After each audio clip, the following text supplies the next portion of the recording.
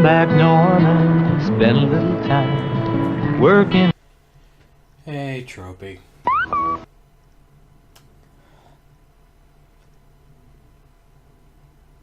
Yeah, I know. Nah, it's nothing serious. It's just, I'd overworked myself a bit, and then I got sick, and you know how things are. Motivation gets shot like.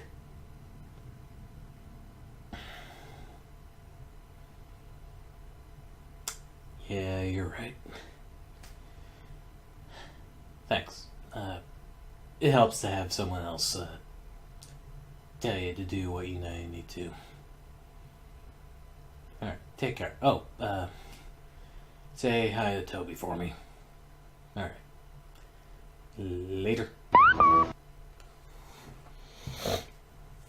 Yep.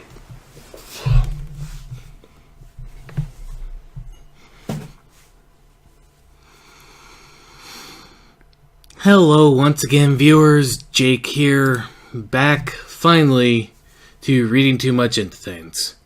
Let's jump back into Jyuohger's because it's been a while since we've touched on that series, with episodes 34 to 37.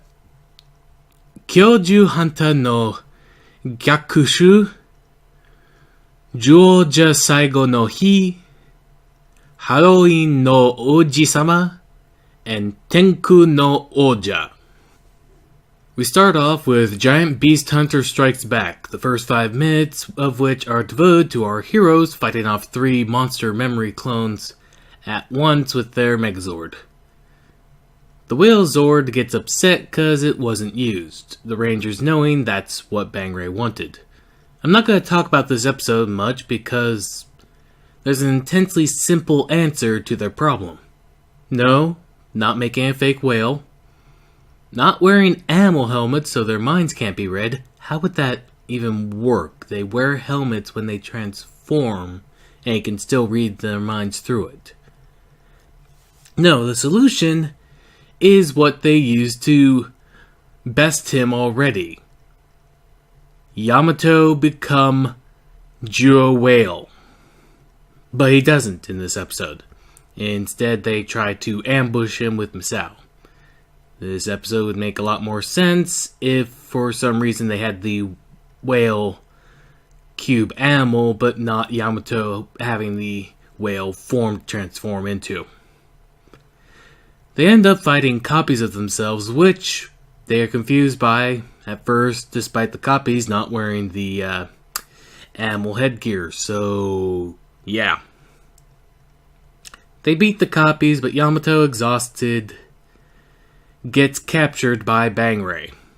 This wouldn't have been a problem if you had fought him in your whale form. Next is Jyuohger's final day.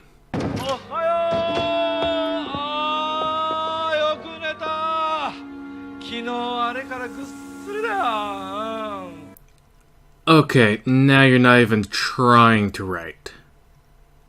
So yeah, the heroes know Bangray won't just give Yamato back if they bring the whale. However, the whale is having none of this and jumps out the window to get back Yamato.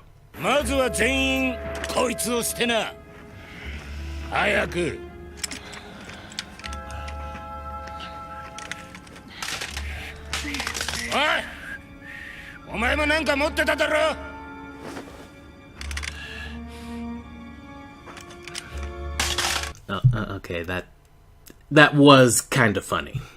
So they try to make the trade. Bangray tries to blow them up.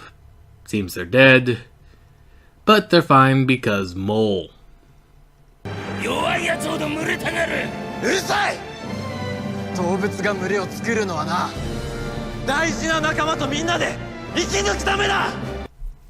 Not really. It's more basic than that, honestly. Being in a pack is better because it's safer. It means you will need to take in more resources to keep everyone healthy, true, but it also means not only do you have more defense against would-be predators or lone rivals, you'd also have a chance to nab extra food from those who can gather more than they need if you gather less than you need. It has nothing to do with precious friends. No one goes into a pack because they like each other. They have to deal with each other lest the pack won't work and they lose the benefits. I'd normally let a dumb friendship line like this just slide, but Yamato's a zoologist.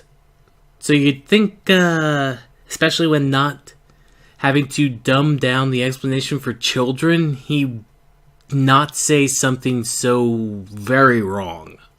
And after getting his butt kicked, Kubel cuts off Bang Ray's hand, taking it for himself, cause, having another decent combatant help you overthrow your boss, that would just be stupid.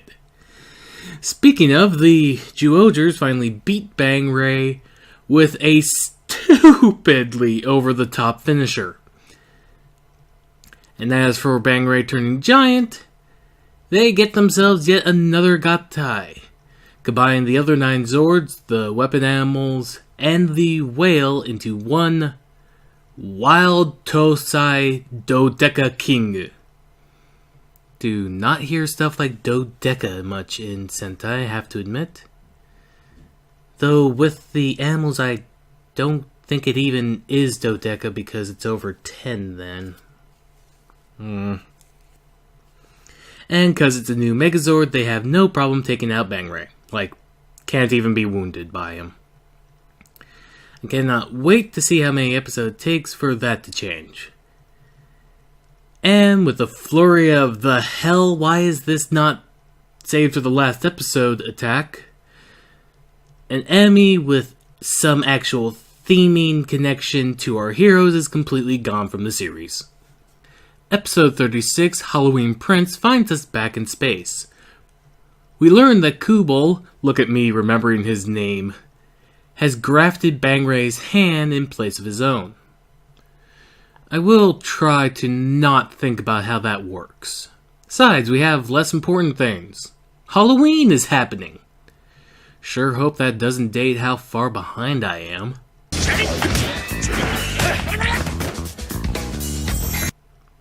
Oh dear, this is gonna be a Tusk episode. These have been fun in their own way, but also... whew boy. Please, no close-ups of that monster. That's simply not fair. I enjoy being able to sleep. I thought the alligator gladiator was bad. So yeah, little girl attaches herself to Tusk, and you can predict how that turns out. Nothing of note happens outside, I guess, Leo deciding to go dressed as a maid, because that is a Leo thing to do. As well as this weird reference to Jyuohgers because Samba. Only, that was a really engaging show and fun and kept me focused. Hell, even the comedic twist at the end at this point is pretty standard. I do kind of feel sorry for the kid she broke up with at the beginning, to be honest. Lastly, we jump into Monarch of the Heavens, where we start threatening to get back into the main subplot at the very end of this episode. We bring Larry back into the story, him having found another hidden cube. Also, killer jump rope. Which, because of the fight, distracts the whole episode, because now we have to feel bad about Misao feeling bad. I refuse. Despite blowing up one brother, when they fight again, they're back to 2. This time, when one is defeated, the team is split up by Naria, making one giant, but that just gives the team a chance to awaken the cube octopus by beating the brother with it and then throwing it. Then it becomes a kind of Viking head. However, despite beating the giant brother, the team fighting the non-giant gets ambushed by yet another brother. Yamato tries to take on one by himself, but due to an earlier wound, he's easily outmatched, and the whale morpher gets knocked away before he can transform. However, he's saved by the arrival of Bado, who can barely fight any better than Yamato can at this point. However, the Mark of King he stole from the others, and the world, answers his call for power, awakening as a Golden Mark of King. Bado! 本能覚醒!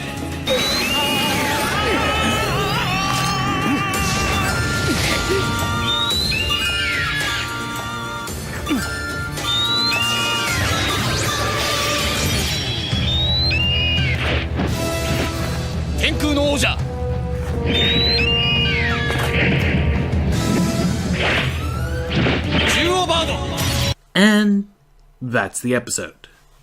Thank you for putting up with how long I took off for myself before getting back into doing these weekly reviews. I apologize for the wait and for not keeping people updated, really. This has been reading too much into things. I'm Jake, and as always, stay safe.